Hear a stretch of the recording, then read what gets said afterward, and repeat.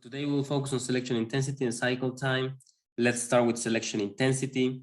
Yesterday, we were discussing the breeder's equation, and we were talking about what exactly we mean when we are trying to improve or optimize the accuracy, selection intensity, time, and genetic variance. We're talking about obtaining more information to do better selections on accuracy, and we look at the different methods. Now for selection intensity, we're going to talk about how to lower the cost and basically, or keeping the same cost, but just having the same or higher testing capacity. It's kind of doing this trade-off between the individuals, environments, etc. Then we're going to focus on the fancy stuff, which is the reduction of cycle time and basically reducing the generation interval, translate the genetic variance into genetic gain. So let's start. Like I mentioned yesterday, if you have questions, please jump in, raise your hand. Sanjay, please give me a hand to take a look at those questions in the chat if you feel that it's relevant to really, answer them as soon as possible. Okay, so now we're going to focus on the second proposal to include genomic prediction in your breeding program and basically including marker data, not to get now more accurate surrogates, but now instead focusing on playing with the selection intensity. Then we will check on reducing the generation interval. But for now, we're going to focus on this part. Yesterday, we were basically talking about just making or getting a better surrogate of genetic or breeding value, depending if you work on an inbred or non-inbred crop. So when we are trying to optimize selection intensity, basically, we are trying to use our resources in the best way to do two things. Maximize the number of individuals that we test, but at the same time, covering the TPE as best as possible, because we want to make genetic gain across the TPE. So if you remember yesterday, we were mentioning that by the time that you start thinking about implementing genomic prediction or genomic selection, is because you have already taken clear steps towards optimizing your program. You are closing your system, and you are, you divide the introgression pipeline from the forward breeding. You are already adopting modern experimental designs, things like sparse testing. You are also using the blobs or pedigree blobs. You are using selection indices. I mean, really, genomic prediction shouldn't change completely your breeding program. By the time that you actually start using genomic prediction, is because you have made considerable changes in your program. So it will not feel like something completely strange. Like we mentioned yesterday, actually, by the time that you apply genomic prediction for increasing the accuracy, it will be basically just changing the surrogate of genetic value or breeding value that you use. Maybe before you were using pedigree blob, now you will be using G blob. It's not a big change, but actually it has a profound impact in your program. Now, when we are talking about covering better your TPE and selection intensity, we are also under the assumption that before you actually look at genomic prediction, you are already trying to optimize your testing network. So, probably in your classical or conventional program, you are trying to use your resources. Maybe currently you only have capacity in your early generation variety trials to cover 1 or 2 locations. And many programs tend to actually use the replication within those locations, 3, even 4 replicates, and they do their selection. But actually, by this moment, we're assuming that you are already taking a look at things like sparse testing to basically spread your resources to cover better your TPE, even if that basically requires to have less replications within an environment. So I will refer to the TPE topic, as something that we assume you are trying to optimize, and then genomic prediction comes after, but I will try to make the link. To make my point, I would like to show you a portion of the simulations we performed for the Erie Rice program, where we were trying to simulate different complexities for the target population of environments. So we simulated the target population of environments to be represented by 600 different farms where you may grow your varieties or materials. These farms that are your TPE, and then we also have the genetic values across all these farms and the genetic values for the specific farms. What I'm trying to put here in the picture is the 4 different TPEs with different levels of complexity. So on the left, you see a very complex TPE where the genetic correlation between the estimates can range, drastically. Let's say from -0.9 to 0.9, if you were to look at the genetic correlation between these pairs of environments. So rankings can change to the level of being completely opposite. Something being good in this environment might be bad in the next environment. So something like this. This could be seen as a not very well-defined TPE, one that basically just covers too much environmental variation. As we move to the right, we see a better defined and not so complex target population of environments, which makes that when making GVE analysis, you will find more consistent correlations between pairs of environments. When you plot the genetic estimates, you will basically see something that is more similar. There might be some, that not completely parallel. There's some GVE, but it's a well-defined TPE. So it is a simplification. But imagine that for a set of individuals evaluated in these 600 environments, there is many possible estimates of the genetic correlations between the pair of environments that are sampled from distributions. So imagine that all these values belong to a distribution with different mean and different variance, and that most of the samples will fall close, let's say, to the across TPE mean genetic correlation. But as expected with random sampling, you will have some of those pairs that will be far away in the distribution. So I don't want to make this too complex, but just imagine that those genetic correlation matrices that you get from your GVE analysis, probably from your biometrician, and for a not well-defined TPE, you will have a big distribution. For a well-defined TPE, you will have a narrower distribution where values in average are more genetically correlated. But of course, you will always find a couple of values that don't, that can be kind of extreme.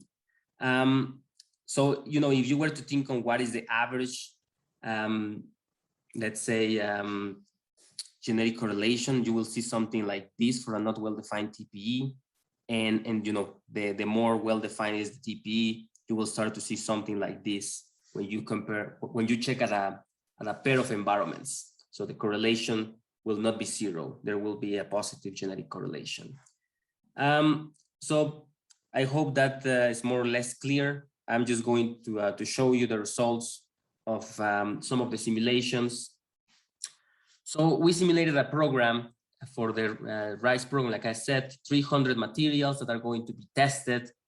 And we had available, let's say, only 20 seed packets per entry. So you can afford 20 replications for each entry. And the TPE, as I mentioned, is consisting of these 600 farms for these 4 different levels of complexity that I described. Then we designed different treatments on how to use the resources to cover the TPE among and within environments in a different way. So we sampled 2 environments with 10 replications within. We know that this is very extreme, but sometimes even the unrealistic scenarios sometimes are good to simulate to see the trends instead of just looking at the realistic scenarios that will not show us what is the trend. But we also were looking at that, let's say, covering more environments with less replications.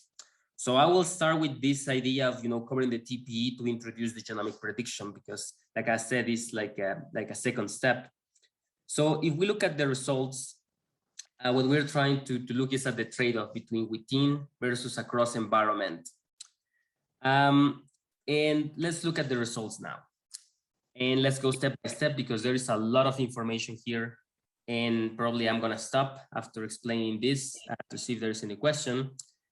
But in the following plots, we see in the y-axis the accuracy between the true and the estimated breeding value across the TPE. As I mentioned yesterday, the accuracy measured as the correlation between the true, the true can be actually obtained because this is a simulation, and the estimated is basically using the methods that we have been describing in the past session. So we have 3 different levels of heritability that you see in the y-axis for the trials, 0.2, 0.5, 0.8.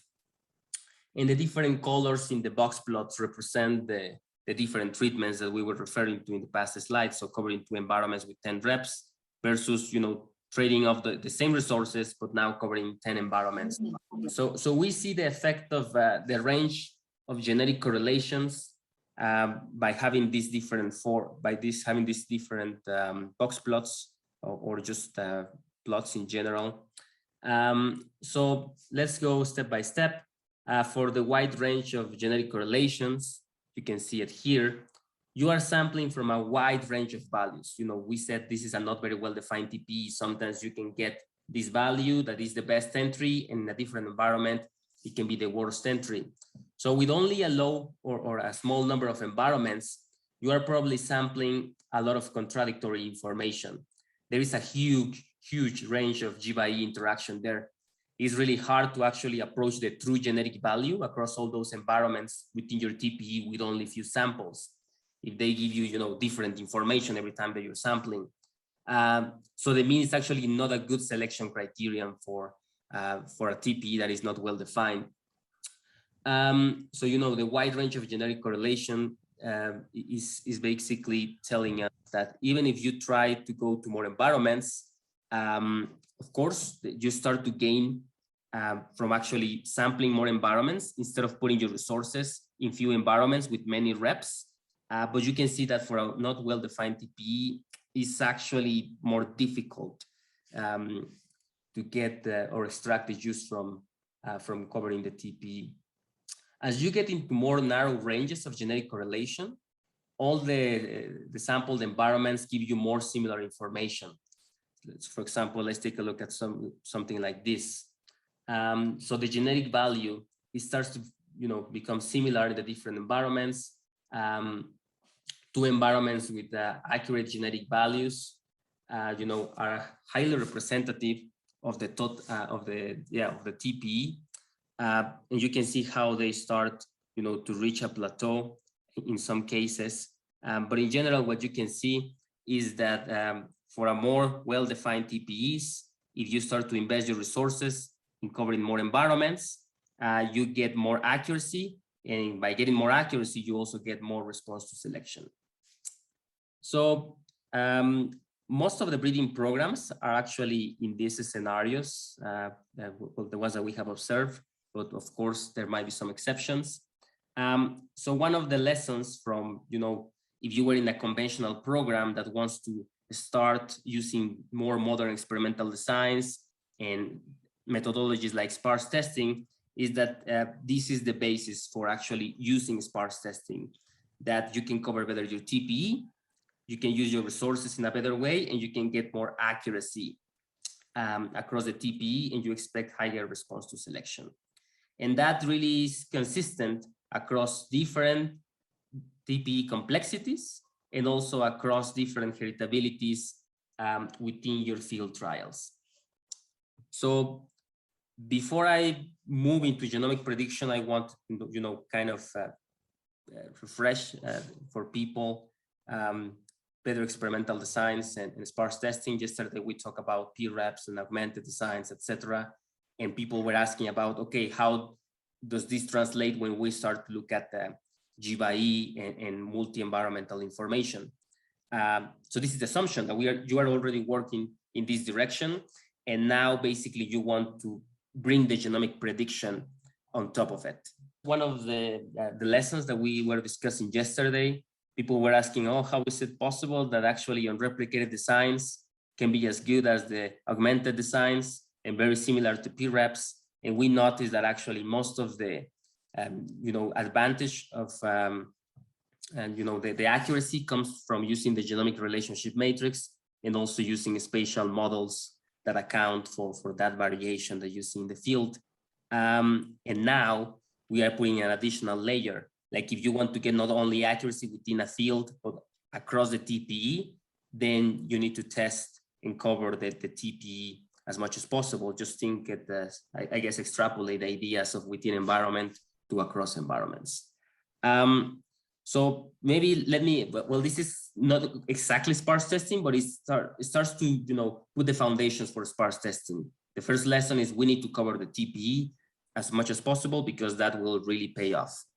Now, if we actually think on more formal sparse testing, we also did some simulations for the same program to show the value of using sparse testing. So we stick to the 300 materials.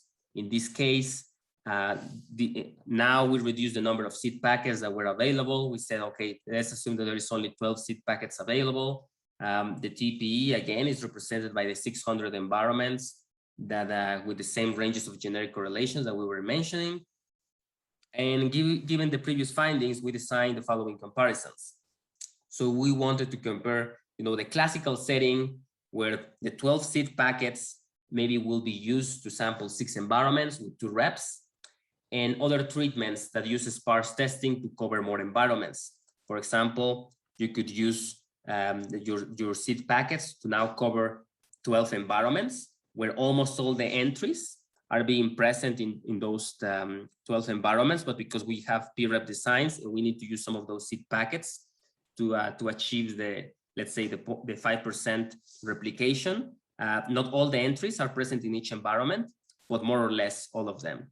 We could even go more aggressive and try to cover with those 12 seed packets 18 environments, still with a P-rep of 5%, which implies that now less entries are present in each environment. So, and also to put some additional, you know, reality or piece of reality in those simulations. Some of the programs were reporting that they can lose up to 50% of their data.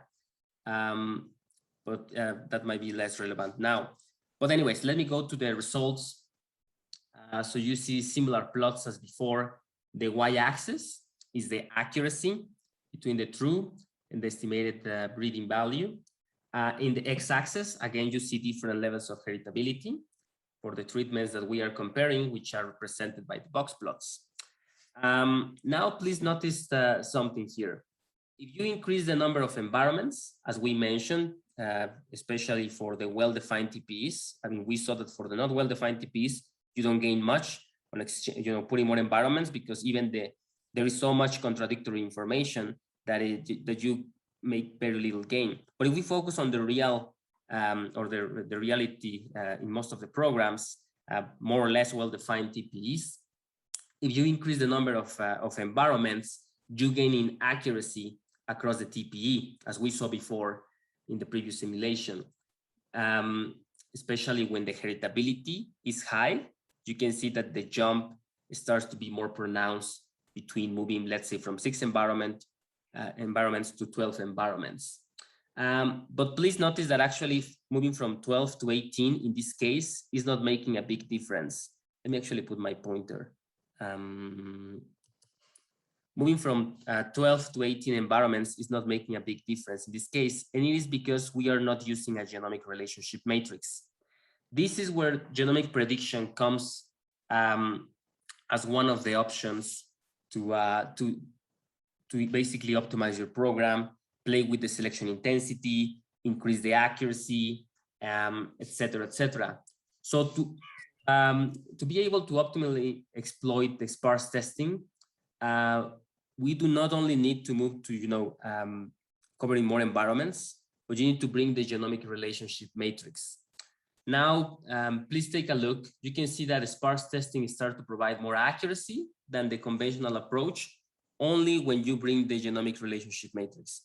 Please notice that before there was no difference between going to 12 and 18, but now you start to see an increase in accuracy if you go to more environments. We are not doing anything different. We still only have 12 seed packets for each entry, but the only difference is that now the unit of replication is not the individual anymore. The unit of replication is the allele. So now the allele is present in the 18 environments. Before, we were saying that because there's only 12 seed packets, each entry is only present in 12. You might be covering 18, but each entry is only present in 12. And that's why when you do not connect the data through the genomic relationship matrix, there's no change between covering 12 and 18 for the accuracy across the TPE for those entries. It's only when you put the genomic relationship matrix that now the alleles are present in the 18 environments. So now the accuracy goes up. That means more accuracy, more response to selection across the TPE, so more genetic gain. So that is, as I mentioned, one of the applications of genomic prediction for playing with selection intensity, basically further optimizing your testing capacity. It's not like you just bring the markers and suddenly you can just play with selection intensity. You have to take some steps prior to that. Better experimental designs, augmented designs, p-reps, use of sparse testing, and then this is an additional improvement, just like G-blob was an improvement for pedigree blob in the previous picture. So maybe let me show you a different simulation that we did for the CIAT Beans program to see something similar in a different, slightly different way. What the program or the Beans program wanted to know is whether they could phenotype less individuals and use the genotypes to predict those individuals that were not phenotyped. So they had two options.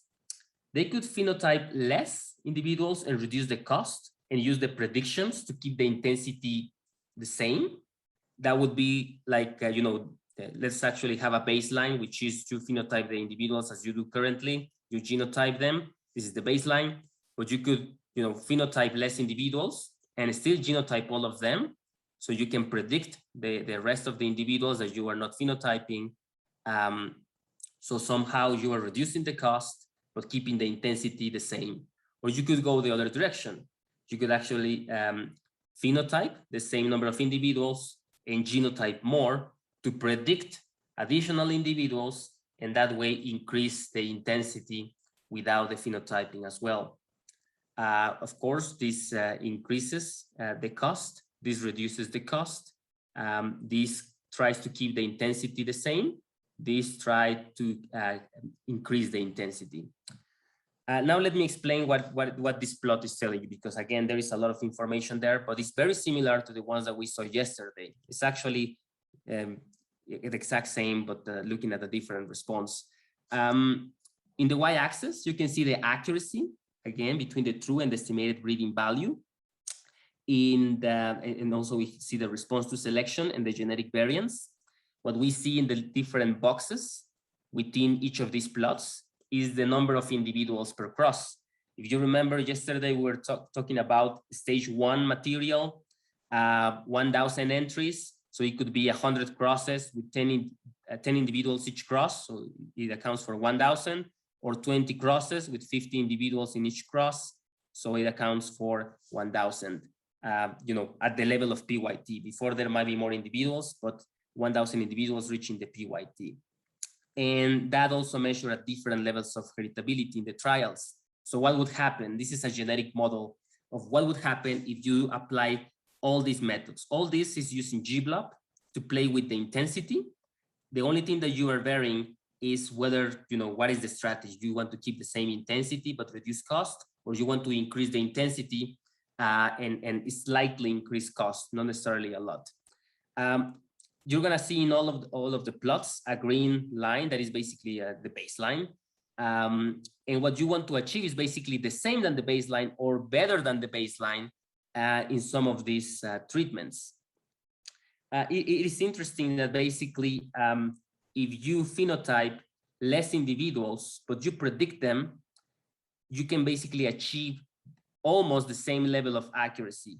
Of course, there is some random noise associated to the simulations, even though we did quite some simulations. But please notice something interesting.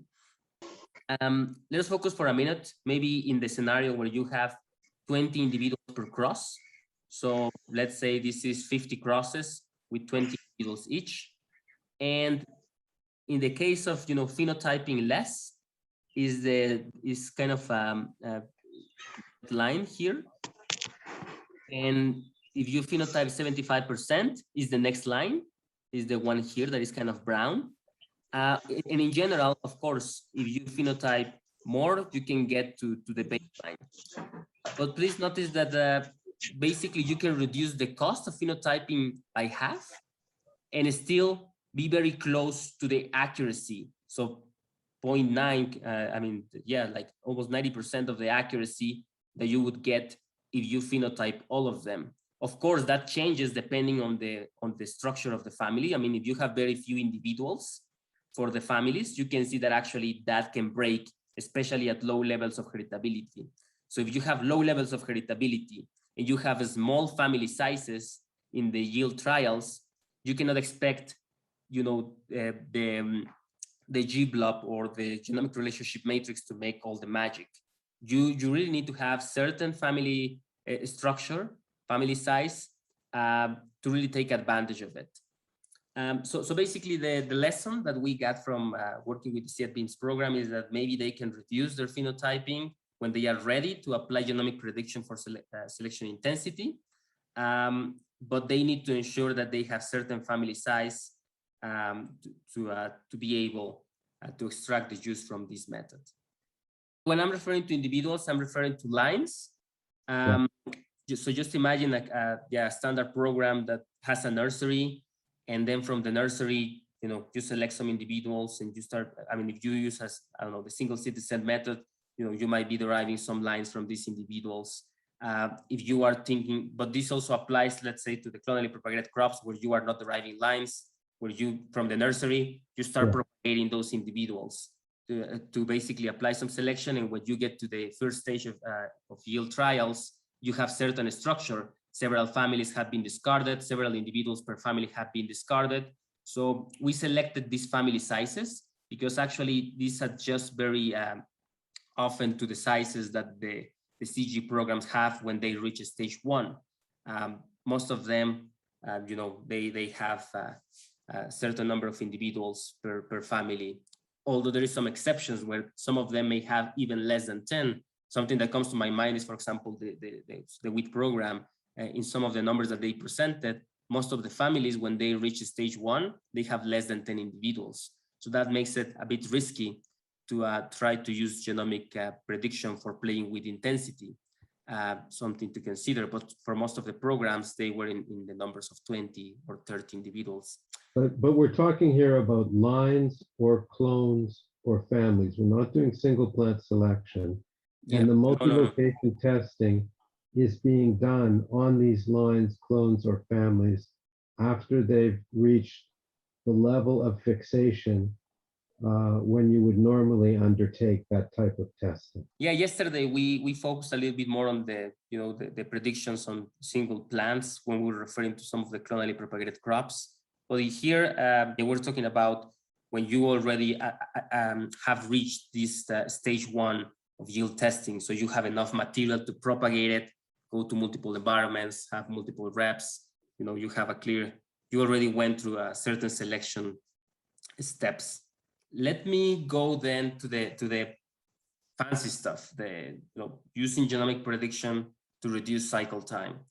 The assumption is that you have to work hard to have a classical, conventional, aggressive program with adequate population sizes, good experimental designs that allow you to create, the training populations in genomic prediction, the selection indices, an early testing program that produces trait phenotypes as soon as possible for the training population, that you have a closed system that separates the introgression from forward breeding, and that only introduces diversity in surgical fashion.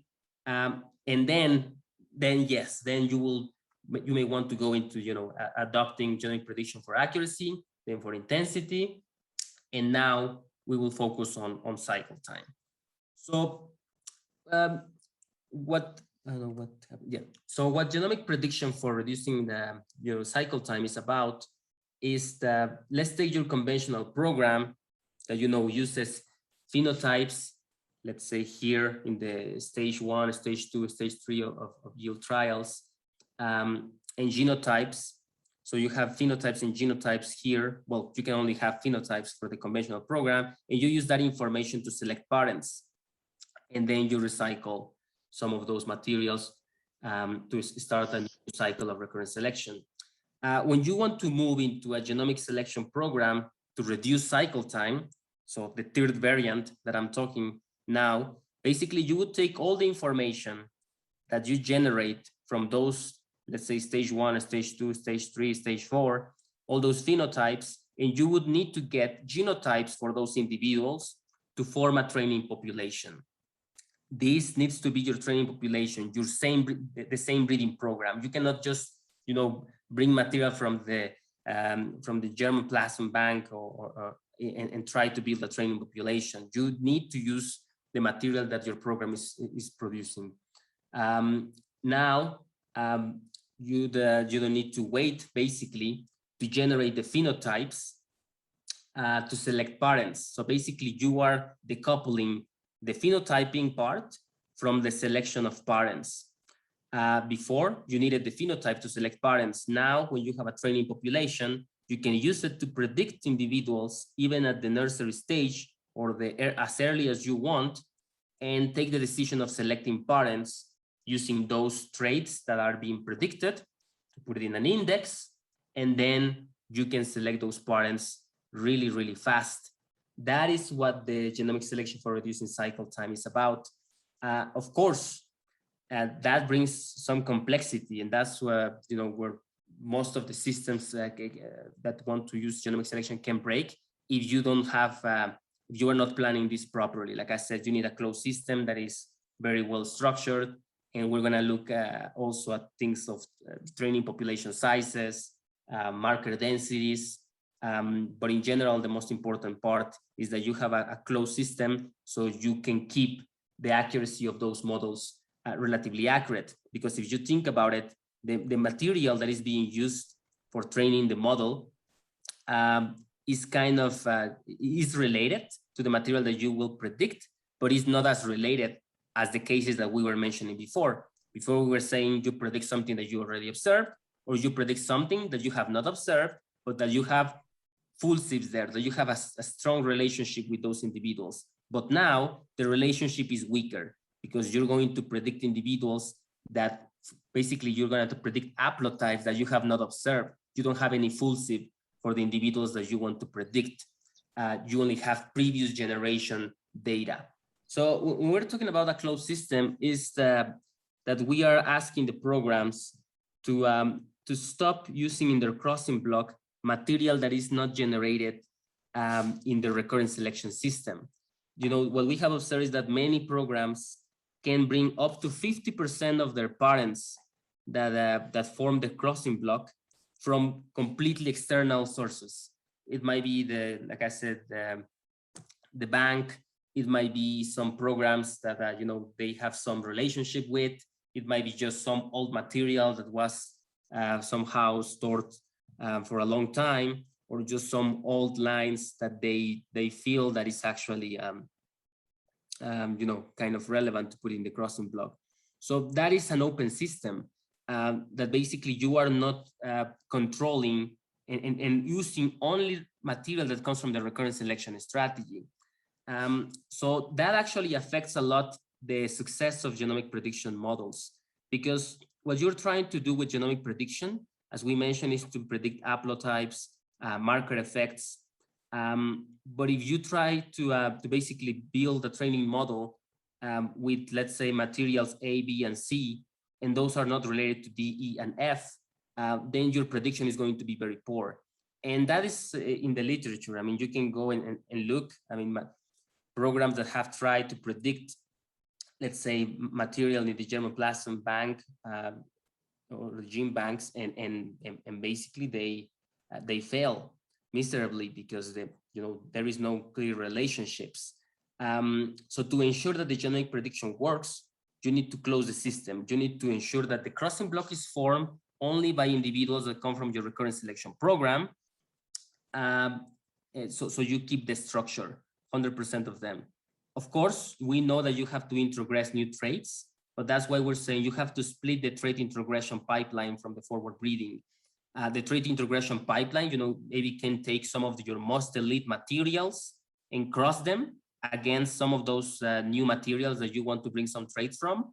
And once you make some, back crossing to ensure that the material is highly related to your breeding program, then you can introduce those materials into your forward breeding pipeline. And then your training model will still be accurate. And little by little, you will start to get more information on those new haplotypes that you are introducing. So you will have to probably adjust a little bit the selection intensities when it comes to new crosses that come from the introgression pipeline. But that is something a bit more technical that we can probably keep for a different session. Let's look at an example. Well, several examples that we have. The first one is in the Cassava program from IITA, where they wanted to know what happens if they use their training population to predict the merit of individuals at this clonal evaluation stage. Before, or most of the time, they were selecting materials from PYT, AYT, and UYT to become parents. But now they wanted to know, okay, what happens if we actually, instead of just taking parents from here, we also do it from the clonal evaluation. So they are not reducing their cycle time too much. That's why I'm putting here not much, because they could go actually earlier, but they didn't want to go that extreme. So they wanted to still select parents from these stages, but they wanted to bring a portion of the parents from the clonal evaluation. So what happened then? As expected, there was an increase, but actually it was kind of marginal. But let me go step by step to explain you why. So in the y-axis, in this plot on the left, you can see, as we have seen in the other plots, the genetic gain for the total merit that is covering several traits at once. And in the x-axis, you can see the time that the breeding program has been running, in this case, for 20 years. The baseline, which is here, the one at the bottom, the baseline is basically parents being selected from the PYT and the AYT stage, which is basically stage 1 and stage 2. Then the exact same thing, but using pedigree blob and G blob, as we mentioned before. In their case, there was no improvement for the same situation that we mentioned yesterday. The heritabilities that they reported to have were actually quite high. Probably that's not the case. In my perspective, probably that is not that true, but they said that they really have heritabilities higher than 0.5 at stage 1. So when they decide to use G-blob in the clonal evaluation, is because if they were only using the pure phenotypes, the heritability that they report is actually much lower because they only have 1 rep. But now what they can do if they use G-blob is to increase the accuracy for that particular stage. And that's why there is a little jump here. Let me actually go to the next stage for a minute to explain why this small increase comes to the scene. I'm showing here the accuracy at different stages, the clonal evaluation, the PYT, and the advanced yield trials. And you can see that in the case of the PYT and the AYT, they were reporting that they already have pretty high accuracies. So that's why there's no big difference between using G-blob or not in general. But because some of the parents come from here, some of the parents come from here, and 1/3 of the parents come from here, the small improvement that you see in this plot moving here, it comes from the fact that some of the parents that are being selected from the clonal evaluation are more accurate now that they are using G-blob. Because before, in this case, in the other scenarios, really they didn't have marker data. So the best that they could do is just the other surrogates that are not that accurate. We mentioned yesterday that G-blob is especially useful in these scenarios to increase the accuracy when the heritability is low. So this is not exactly, the reduction of cycle time that I was referring in the previous slide, but it's reducing the cycle time because it's taking some parents from an earlier stage given that they are producing some phenotypes, but the accuracy was not that high. And now with GBlob, you can increase it a bit more. I will not go too much deep into that one to show you actually something that really goes into predicting early stages the way that I was referring to before, which I think will clarify the concept on how to reduce cycle time. So let's look at a more aggressive use of genomic prediction to reduce cycle time. Here we're looking at the C@Beans program, where they want to know, or they wanted to know, what is the potential of reducing the cycle time, first through classical approaches, but also through genomic prediction approaches. So we have, you don't have to read everything, but we simulated, 3 simple traits, 5 complex traits, with some additive and non-additive gene action, using the some standard for genomic selection in this case, 5K markers, 3,000 individuals. Later we will, see some simulations for identifying the right number of markers in individuals, but this is something very standard. And first, they wanted to compare the classical approaches. Their baseline is that they were selecting, they were running the stage 1 when they reach F7 and stage 2 at F8. And then they wanted to know what happens if they use other conventional approaches, but just running their stage 1 maybe at F6, or maybe at F5, or maybe at F4. And then on top of that, we wanted to compare, okay, those are the classical approaches. So there is no training population, there's no predicted population. We're just selecting parents from those particular stages, stage 1 and stage 2 at different generations. But the genomic prediction was, okay, why don't we take, let's say, this particular scenario, F5, F6, so basically stage 1 at F5, stage 2 at F6, and we take, the phenotypes, the genotypes, and we build a training model.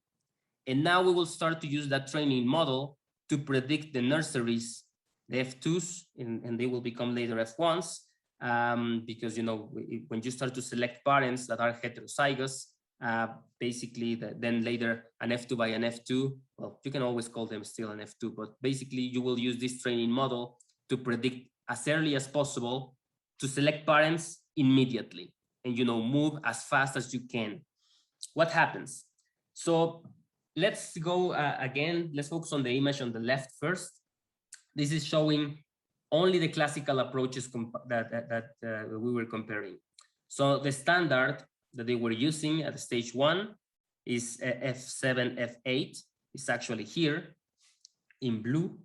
And as we mentioned yesterday, the simulations were run to see what was the effect of selecting individuals earlier, because we were referring to this example as well. So if they were using, let's say, later stages, because they also were asking us to check at later stages. Let me take a step back again, sorry.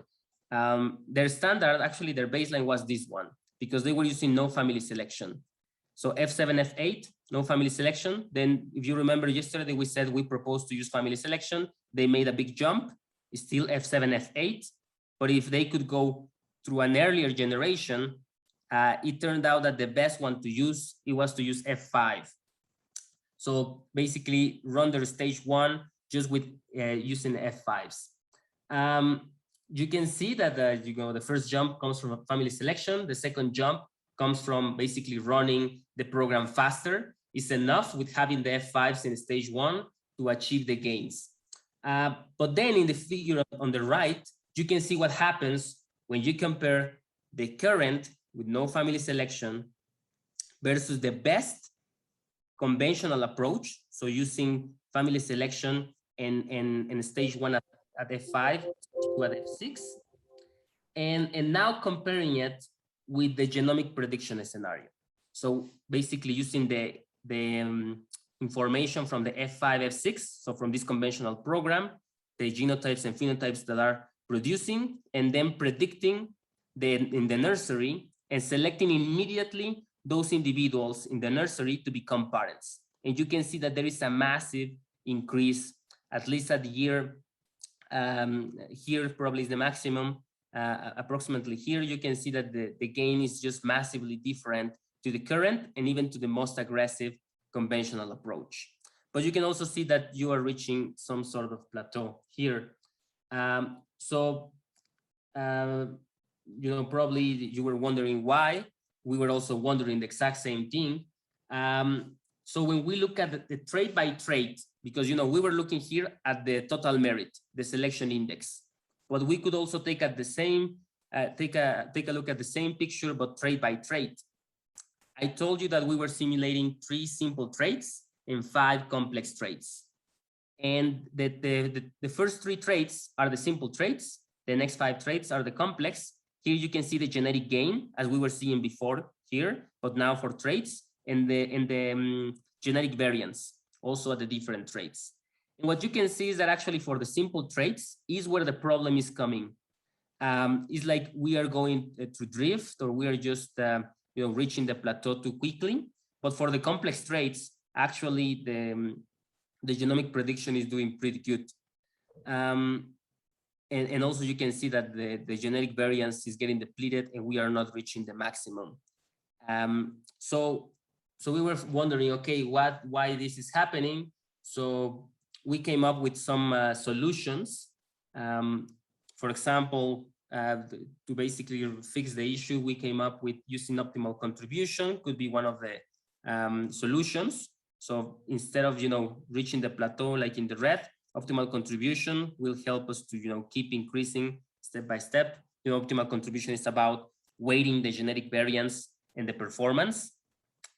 Another solution that we propose is, okay, we could also follow, instead of putting all the traits in one index, we could split the simple traits in one index, select, and from the individual selected for the simple traits, then we select for the complex trait in a second index, kind of to recreate what the breeders do in the field, that they first go for the simple traits to put enough pressure in those simple traits and avoid drift, and then go to the complex traits.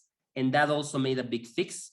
So this was the one that was reaching the plateau. Now this is maybe also kind of looking to a plateau, but it's actually achieving more gain, not reaching it that quickly, at least not in the first 20 years. And also an additional solution was to just put more individuals in the crossing block. If we are having some drift, because we are reducing with genomic prediction the number of effective individuals in the population, you may want to put additional individuals in the crossing block, and that also started to pay off. Just putting instead of, I think in this program there was about 40 parents more or less, and then what happened if you put 80, 100, 120? There was also some plateau. You didn't have to put. I mean, if you put many more parents in the crossing block, that doesn't pay off. Also, I mean, there's just an optimal value as well. But this actually refers to the real genomic prediction for reducing cycle time that some of you probably are interested in. So you need to build a training population. And once you build that training population, you can start to predict, like I said, some of the very early generations. And that will reduce the cycle time massively. And again, you may face some issues like these ones. But then some of the solutions, we also explore them. And probably those will be the ones that you can combine. I mean, it's not that you have to pick one of these. You could just combine the optimal contribution, making a 2-step index, and also increasing the number of individuals. And probably that will be even much better.